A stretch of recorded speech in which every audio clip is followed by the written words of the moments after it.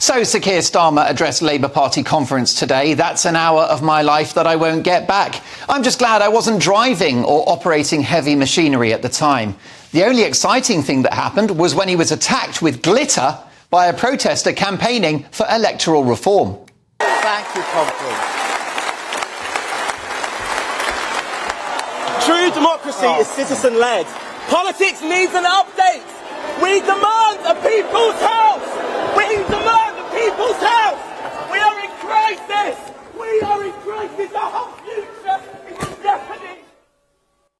What a numpty. Well, to be fair, Starmer handled the interruption very well. But it was downhill from there. The speech was big on rhetoric, but the content was thinner than an After Eight mint. He took 57 minutes to say nothing.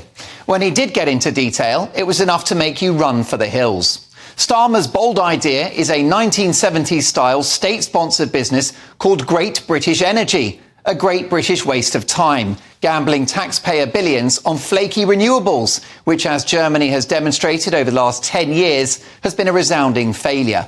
Germany are now reopening coal mines, such is their desperation for energy. For the government to bet the house on green renewables is a move so reckless it would have crooked banker Bernard Madoff blushing. Don't take my word for it. A recent government auction of wind farm licences saw no takers from the private sector. They're not stupid. And just as Rishi Sunak announces a sensible slowdown on net zero, Starmer promises to speed ahead, which is a car crash in slow motion for the country. He spent the whole afternoon banging on about working people. I wonder what working people make of the need to buy an electric car in 2030, not 2035. Having to find God knows how much money for a heat pump boiler and extra bills of up to £15,000 per household to hit this unrealistic goal. There was no mention of stifling political correctness and the rise of woke. Last week, Rishi Sunak said on stage, a man is a man and a woman is a woman. That's just common sense. Well, Sir Keir Starmer didn't have the balls to say the same today. And there was no mention of how they will tackle the eye-watering debt and the ongoing pandemic levels of public spending.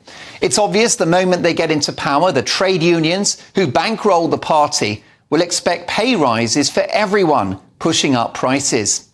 There were some good bits in there. The NHS focusing on prevention of illness rather than treatment of it, technical colleges to skill up the next generation, and the construction of 1.5 million homes, building on brown and greenfield sites. The problem is, there was no timeline for those 1.5 million homes. Pop star heartthrob Harry Styles will probably be drawing his state pension before it happens. And his bold plan for housing ignores the elephant in the room: current levels of both illegal and legal net migration. Whether right or wrong, with 600,000 people entering the country legally last year, and of course that will continue, then these 1.5 million houses won't even touch the sides. Meanwhile, stopping the boats doesn't even make it onto his top 5 list of missions or get a mention in the speech. But we know what he thinks on this issue because he said it on Sunday morning. He said he will axe the Rwanda plan, even if it's working. At the end of an overlong speech in which my arse hurt for all the wrong reasons, he said he wanted to be in power for 10 years. Well, on the strength of this, 10 minutes would be too much. Sir Keir has today once again shown us that all that glitters is not gold. Well done to Chris in our props department for the glitter.